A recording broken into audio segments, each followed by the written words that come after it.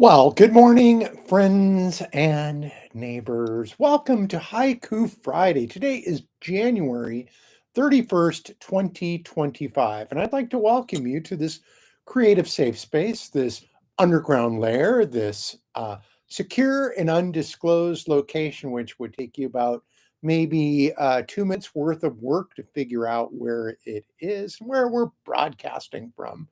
Uh, yes, it's not that secure and it certainly is not undisclosed, but it's fun to say.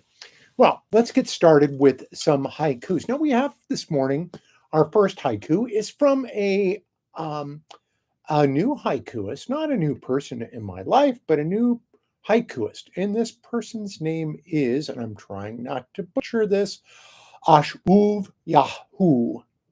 Ashuv Yahoo. And here we go. First one. Militants of 10, snared in Pisces, endless traps, doomed epiphany. And this comes out of a beautifully wonderful email received from Ash Yahoo, which kind of details every word of this has been carefully chosen. And thank you, Ash Yahoo. And I'm hoping that we do more of this soon. All right, thank you. And yes, it's a doomed epiphany. Uh, Here is our second one from Max Q.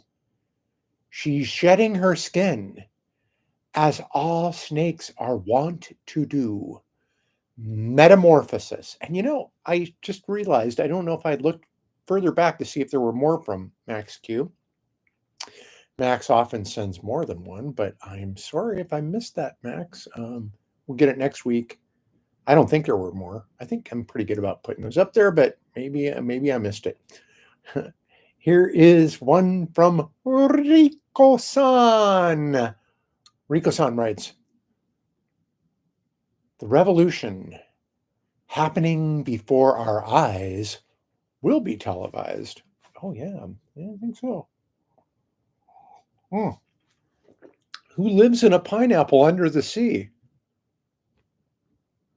That's one I can always say to my grandkids, and usually they don't play along with Grandpa too much, but if we're gonna sing, we'll sing SpongeBob SquarePants to the cows come home. All right, thank you, Rico-san. See you soon. Here is mine. Insane clown parade. We're all watching the carnage. Truth crash is coming. Yes, there we go. That is me. And so those were your haikus for this morning. Again, if you're feeling a little hopeless, want to do something that's, certainly within bounds of all legality and morality and everything else, but you need to express yourself, please look at Haiku Friday as your playground. I will read your poetry here. And of course, a haiku, 5 syllables, 7 syllables, 5 syllables, plenty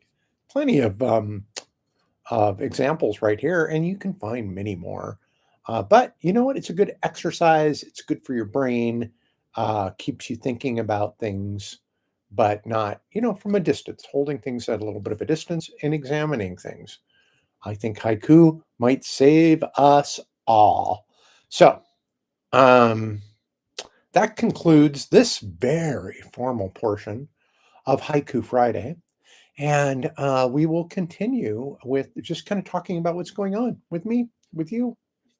Here we go. So, I have a funeral today for a friend who just recently died. And I took his spot on Pumper Ladder 15 back in the day when he was diagnosed with disease that he got from the job, actually, and had to kind of shuffle off to fire prevention, became a fire marshal, which opened up a spot for me on the Pumper Ladder. And Pumper Ladder was an interesting thing. They went through a period of being called quints on the fire department, and I think everything's a truck now. Everything's truck, whether it's got a pump or not. And yes, so this was like a big kind of like Swiss Army knife. They looked at it as it had a, I think it was a 75-foot ladder on it, aerial ladder with a pump. So usually you acted as an engine, which was kind of a bummer because the 5-inch hose that you would connect to the hydrant, hundreds of feet of that, was a bummer to load in these PLs. And so, yeah, it wasn't, it's one of those things like a hybrid bike doesn't do anything particularly well, but it was what it was. So, anyway, so I took the spot on this PL.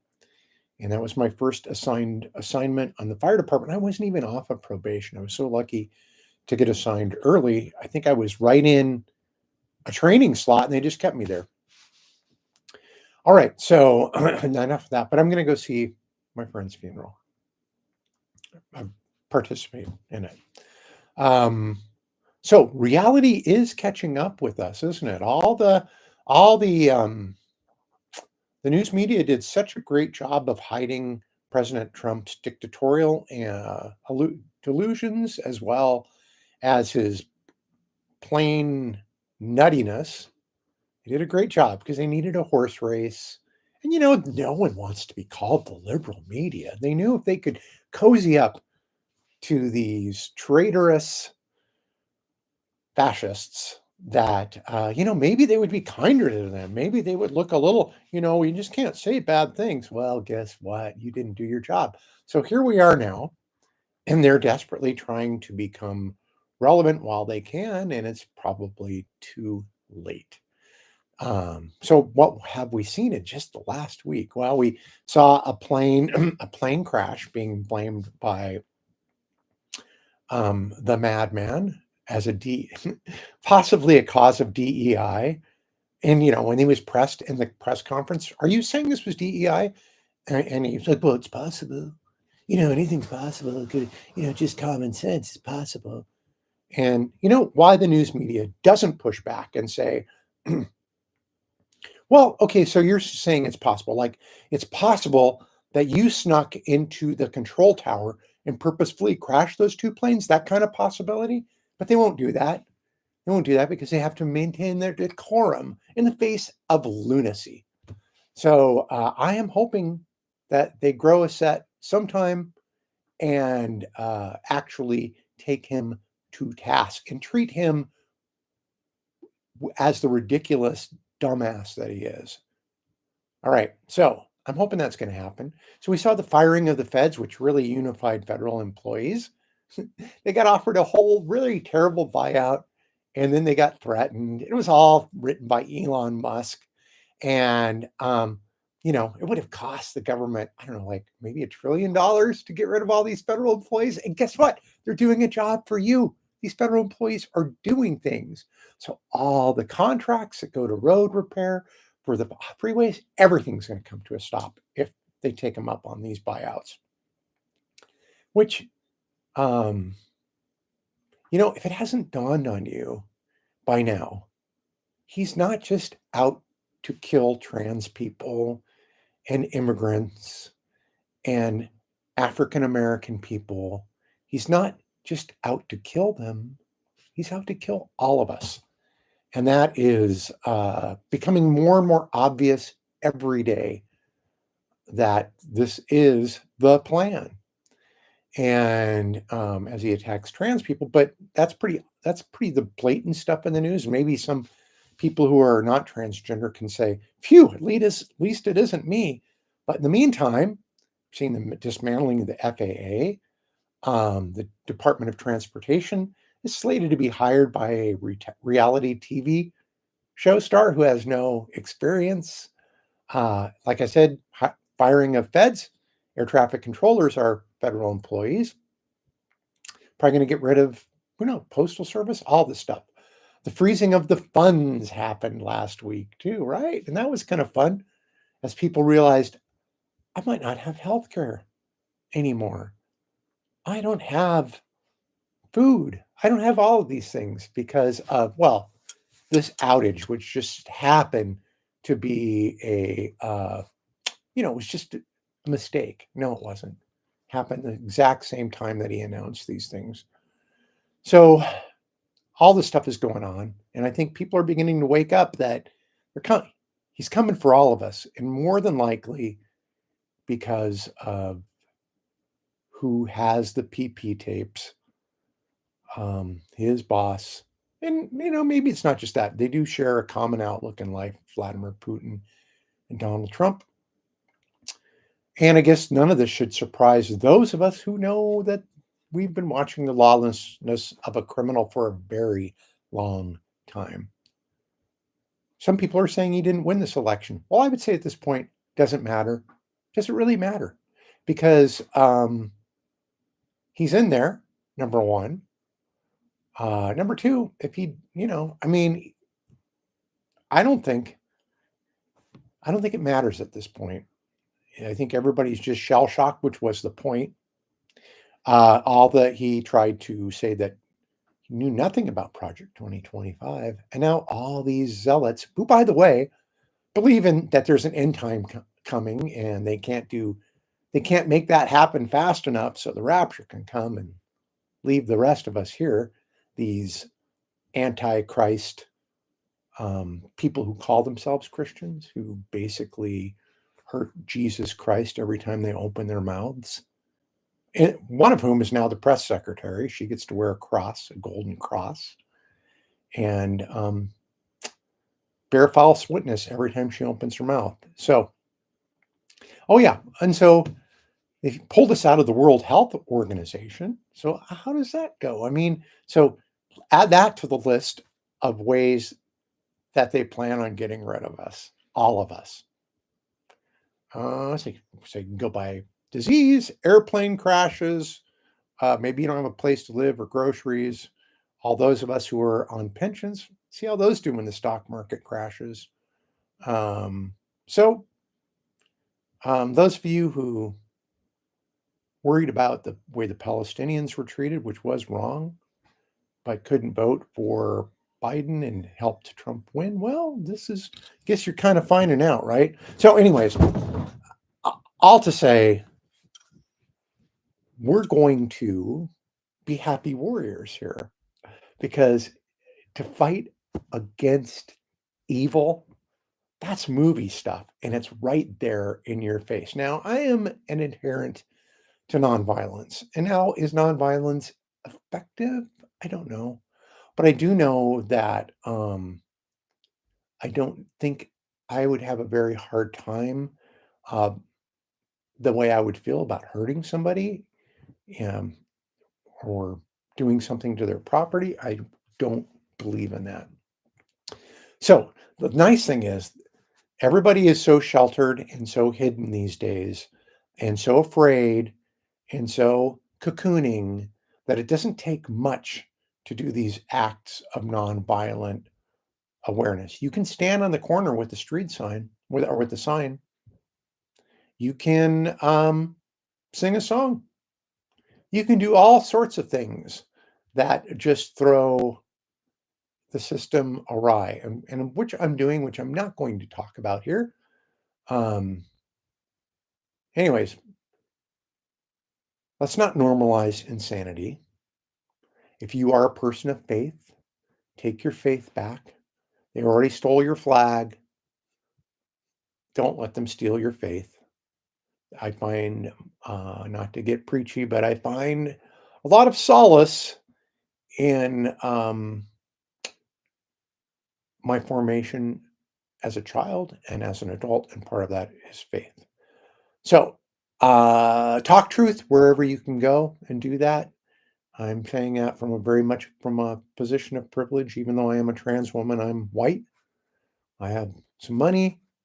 I've got a roof over my head. I've got people who love me. I'm healthy. So I know I'm privileged in this regard. Okay. So what else can we do? So we're going to do this every week. If you want to stay tuned, I'm going to just tell you, this is a book called On Tyranny. And as you can see, it's a very small book, but I'm just kind of talking about one chapter at a time, and just a few words. This first chapter is do not obey in advance, which we've seen people do. surrendering their power, saying, "Oh, if I just give them this little thing, they'll stop there. They'll stop there if we just do things." Well, hopefully our neighbors to the north and to the south realize that this will not work with this madman. So do not obey in advance. Do not give them something, make them take it away from you. And I'm talking especially to my LGBTQ friends here, who some of you are feeling down and suicidal. And um, I know how that is. I mean, I've struggled with anxiety and depression, especially before I came out. And I know how tough that is. Um, and sometimes there's no reason for it. It's just this dark hole that you can't crawl out of. But if the reason for you wanting to end it all is because you feel bad and you don't want to have, you know, to cause people problems, or, I'm just going to take my ball and go home, don't do it. If they're going to want you to die, which they do, by the way, they want us to die. As I don't think maybe I haven't driven that home enough, but that's what they want. Um, Don't give it to them. Make them take it away. Don't surrender it. Somewhere down deep, buried, buried, there is a shred of humanity in these people, and they will have to own the terrible act that they do to others. So don't do the dirty work for them. Do not surrender in advance. Also, look for books. There's lots of books that talk about resistance during Nazi occupation and other fascist occupations. Not that I don't think we're ever going to get to that point, but we might. And here's one called Paper Bullets, and it's about two lesbian women who are French, but they go to the island of Jersey, which is actually in England. I didn't know much about it, but it's an English island right off the coast of France. And they lived through the Nazi occupation, but they do very small acts of, I wouldn't even say sabotage. They do acts of, I would almost say, theatrical writing. And it's very inspiring. And you can do these things. They're not illegal, not yet. They don't hurt anybody, they don't hurt anything, but you can do things to inspire people. So please do that. And on a lesser level, hopefully this Haiku Friday is inspirational and gives people some hope, because creating is the opposite of destroying. And these are the destroyers. We will be the creators. We are on the side of good. They are on the side of evil. For those of you who are believers, we're the Christians. They're the Antichrists. And anyway, boy, I think I really came. I think I said it all right here. So send me your haikus to haikufriday.com. You can go to haikufriday.com and you can see that stuff there. As I've told you before, I'm leaving Facebook. You can go to my blog, Spokanorama.blogspot, or you can go to my website, spokanorama.com, or you can go visit my artist site, mavegriffith.com. And you can check out stuff, or you can go to KYRS and listen to my radio show, kyrs.org. Out and About's the name of the show on Tuesdays. It's usually not this, well, I guess it's political, but, I'm trying.